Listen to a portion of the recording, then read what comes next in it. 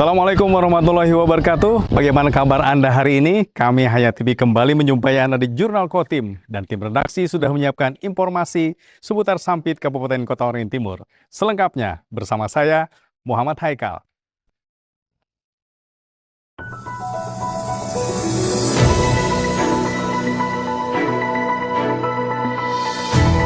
Untuk membangun budaya olahraga di kalangan generasi muda, Dinas Pemuda dan Olahraga Kabupaten Kota Waringin Timur menggelar lomba senam. Kegiatan diikuti 10 tim peserta dari sejumlah sekolah menengah atas sederajat di daerah setempat.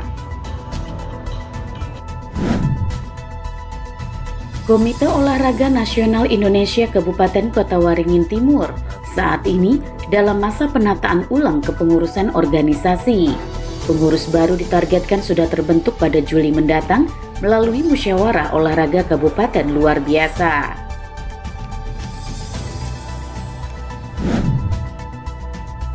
Pemerintah Kabupaten Kota Waringin Timur akan mengusulkan formasi pegawai pemerintah dengan perjanjian kerja atau PPPK paruh waktu. Langkah ini diambil untuk menyikapi akhir kontrak tenaga non-aparatur sipil negara yang berakhir pada bulan Juli.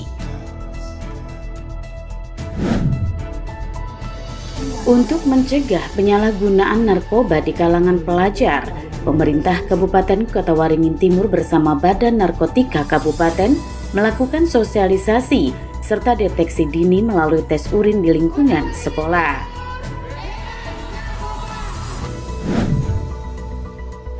Satuan Polisi Pamong Praja Kabupaten Kota Waringin Timur membongkar paksa satu stand baleho reklame ilegal di Sampit.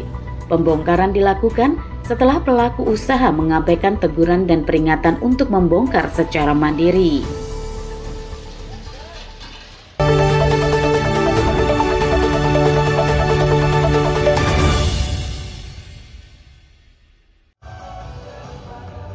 Mengusung tema mewujudkan generasi bugar dan berkualitas, Dinas Pemuda dan Olahraga Kota Waringin Timur mengadakan lomba senam. Lomba digelar di pusat perbelanjaan modern di Sampit. Lomba ini diikuti 10 tim dari sejumlah sekolah menengah atas sederajat di Kota Waringin Timur. Para peserta membawakan 2 jenis senam, yaitu senam kesegaran jasmani serta senam kreasi. Di hadapan 5 orang juri, para peserta dengan penuh semangat menampilkan gerakan senam. Kegiatan ini menjadi upaya menumbuhkan semangat olahraga sekaligus membentuk pola hidup sehat di kalangan pelajar.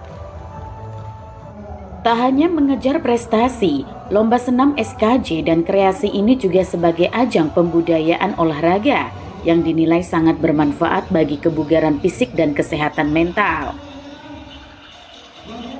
Kegiatan lomba senam SKJ 2022 dan senam kreasi yang mana pesertanya dari SMA, SLTA dan semua yang sederajat. Peserta berjumlah 10 peserta dari SMA. Nah, di sini bukan masalah prestasi olahraga tapi pembudayaan olahraga, makanya di sini kita libatkan dari Ketua Kormi Kabupaten Kota Waringin Timur, di mana untuk inagor Isoki itu senam itu merupakan bagian dari inagor dari Kormi. Komite Olahraga Masyarakat Indonesia atau Kormi Kota Waringin Timur menilai olahraga massal seperti ini patut dipertahankan dan dikembangkan, sebab kegiatan ini mampu mengarahkan anak muda kepada hal positif dan mencegah mereka dari hal-hal negatif. Saya sebagai Ketua Kormi juga apresiasi terhadap kegiatan ini dan saya juga berterima kasih juga kepada Pak Abadi yang sudah memberikan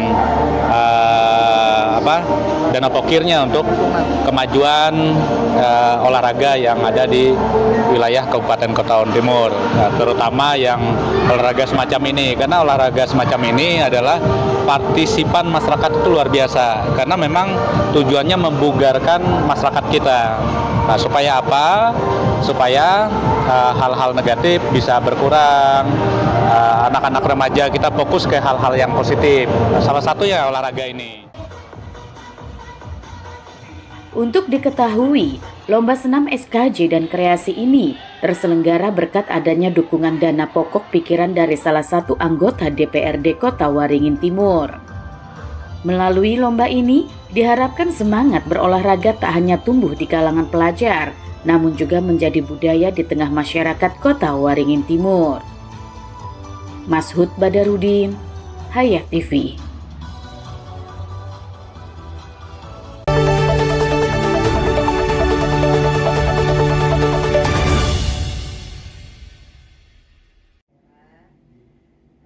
Persiapan musyawarah olahraga Kabupaten Luar Biasa atau Musor Kapluk KONI Kota Waringin Timur sudah dimulai. Penunjukan caretaker oleh KONI Provinsi Kalimantan Tengah menandai berakhirnya kepengurusan periode 2023-2027. Caretaker yang berasal dari unsur KONI provinsi maupun daerah dibentuk untuk menjalankan tugas organisasi dan mempersiapkan pemilihan pengurus baru. Sebelumnya, KONI Kota Waringin Timur sempat dihadapkan kasus korupsi yang melibatkan ketua dan bendahara pengurus sebelumnya. Untuk menjaga jalannya organisasi, KONI Provinsi menunjuk pengurus sementara dengan membentuk caretaker. Musor Kapluk KONI Kota Waringin Timur rencananya akan dilaksanakan pada Juli mendatang. Pembentukan pengurus baru perlu segera dilakukan sebagai persiapan menghadapi Porprov yang akan berlangsung pada September 2026. Jadi tugas kami hanya untuk melaksanakan musyawarah. Tidak ada tugas lain, hanya untuk menyelesaikan ketua terpilih nanti secara definitif. Dan ini kami buka seluas-luasnya, silakan siapa yang mau berminat. Dalam waktu segera ini kami akan sosialisasikan dulu kepada para peserta. Pesertanya adalah para ketua-ketua cabur yang ada di Kotim. Yang resmi ya, yang artinya yang SK-nya masih berlaku. Mungkin di awal Juli kita, karena pesan Pak Bupati kemarin waktu kita ketemu di pembukaan kejuaraan sepak bola tersebut, beliau minta sesegera mungkin. Karena bagaimanapun beban Kotim kan cukup berat nih menjelang Porprov sebagai juara umum ya kan.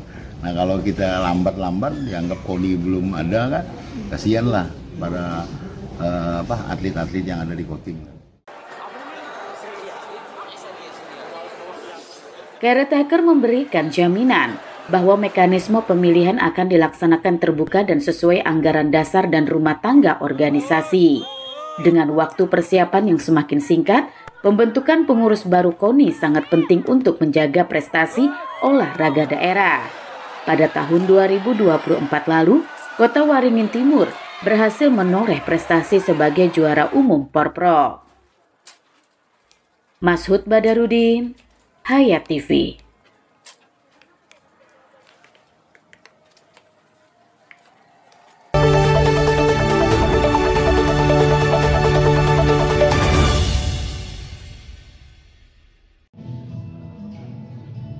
Badan Kepegawaian dan Pengembangan Sumber Daya Manusia atau BKPSDM Kota Waringin Timur mulai memetakan kebutuhan formasi PPPK paruh waktu di masing-masing organisasi perangkat daerah.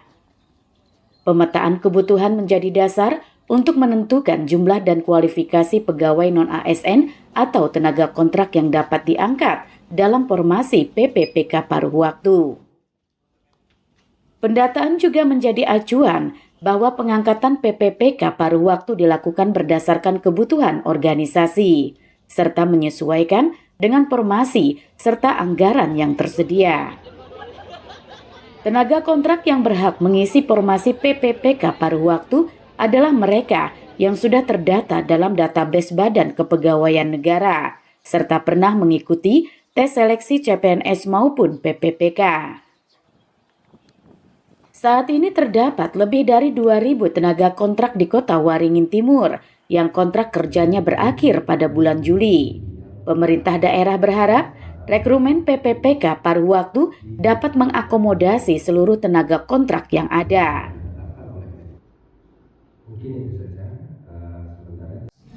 Tetap didasarkan pada kebutuhan formasi yang tersedia. Nah, itulah pentingnya tadi kami sampaikan bahwa formasi yang nanti disusun ini rincian jumlah jenisnya tadi, kualifikasinya sebisa mungkin mempertimbangkan kualifikasi teman-teman non-ASN yang ada saat ini, karena itulah mereka lah kandidatnya untuk mengisi formasi P3K paruh waktu. Jadi bisa menyesuaikan, tentu sesuai juga dengan kebutuhan organisasi, tidak juga asal kan gitu ya. Setelah ini di bulan Juli kan habis mereka kontraknya, akhirnya akan kita perpanjang, nanti akan kelihatan di situ. Termasuk hasil pemetaan yang saat ini kita susun ini untuk mengisi nanti jabatan-jabatan di OPD untuk kita usulkan menjadi 3 paruh waktu. Jadi mereka-mereka yang ada saat ini non-ASN yang sudah mengikuti tahapan seleksi tahap 1 maupun tahap 2 ini. Rekrumen PPPK paruh waktu diperkirakan baru dilaksanakan pada 2026 mendatang. Rencananya akan dilaksanakan evaluasi untuk dilakukan perpanjangan kontrak bagi tenaga kontrak yang memenuhi persyaratan yang ditentukan. Mashud Badarudin, Hayat TV.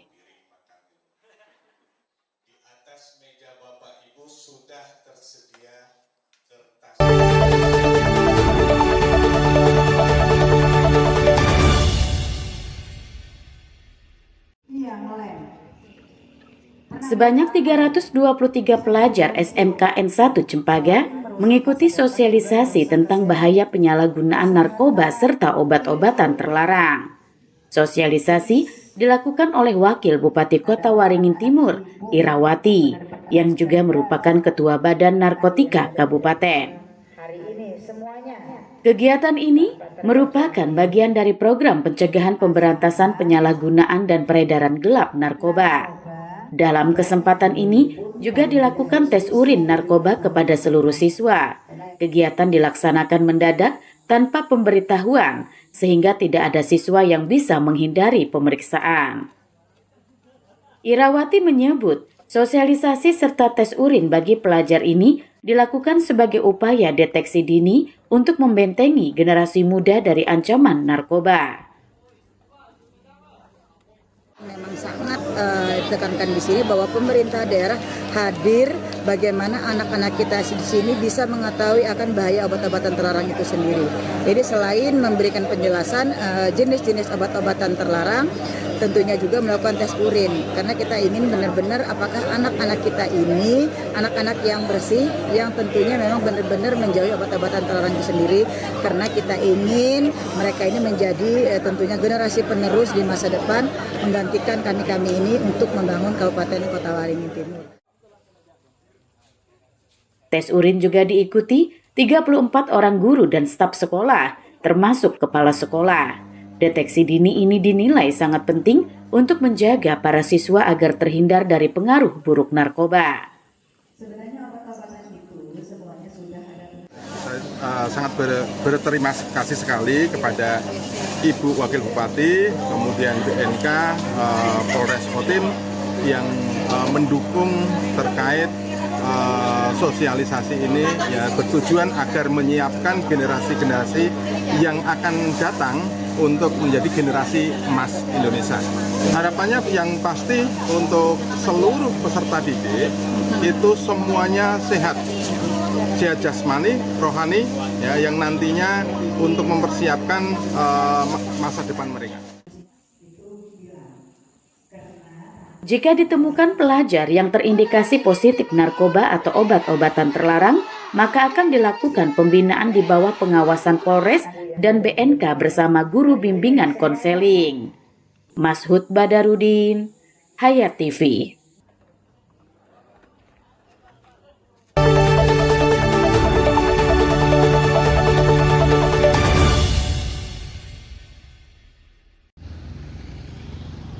Dengan melibatkan pihak ketiga, Satpol PP Kota Waringin Timur membongkar paksa stan baleho berkonstruksi besi permanen. Stan baleho ini berlokasi di persimpangan Jalan Pelita dan Jalan DI Penjahitan. Stan baleho berukuran 4x6 meter ini dinyatakan ilegal karena tidak memiliki izin. Selain itu, pelaku usaha juga tidak membayar pajak dan pembangunannya tidak sesuai dengan standar konstruksi yang dipersyaratkan dalam aturan daerah.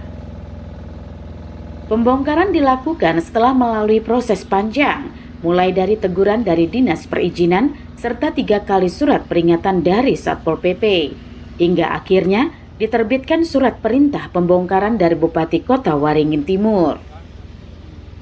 Stan baleho tersebut dinyatakan tidak layak karena tidak memiliki gambar konstruksi dan pembangunannya yang tidak sesuai standar. Lokasinya yang berada di persimpangan jalan juga dinilai membahayakan karena menghalangi pandangan pengguna jalan. Pertama tidak izin dan tidak membayar pajak, dan ini ilegal. Jadi kita peringatnya sudah tahun 2024 dan kita sudah berusaha untuk koordinasi dengan pelaku usaha untuk membongkar sendiri, tapi tetap diindah sama dia, tidak diindahkan. Jadi Satpol PP yang membongkar sendiri stan baleho tersebut. Dari hasil rapat dinas teknis kemarin ini memang tidak diperbolehkan. Pertama, untuk konstruksi mereka tidak ada gambar untuk konstruksi. Nah, itu kita takutnya nanti apabila terjadi roboh menimpa pengguna jalan, nah itu yang berbahaya karena kita dari dinas teknis tidak mendapatkan gambar konstruksi. Pemerintah daerah mengingatkan pelaku usaha reklame untuk tidak memasang tanpa izin. Perizinan wajib dilakukan di awal agar bisa dilakukan survei dan kajian teknis terkait lokasi serta keamanan. Pemerintah tidak melarang pemasangan stan baleho sepanjang memenuhi ketentuan yang berlaku, karena sektor ini juga menjadi sumber pendapatan asli daerah. Mashud Badarudin, Hayat TV.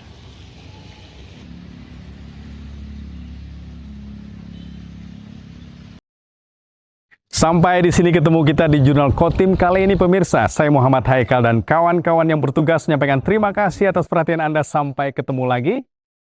Assalamualaikum warahmatullahi wabarakatuh.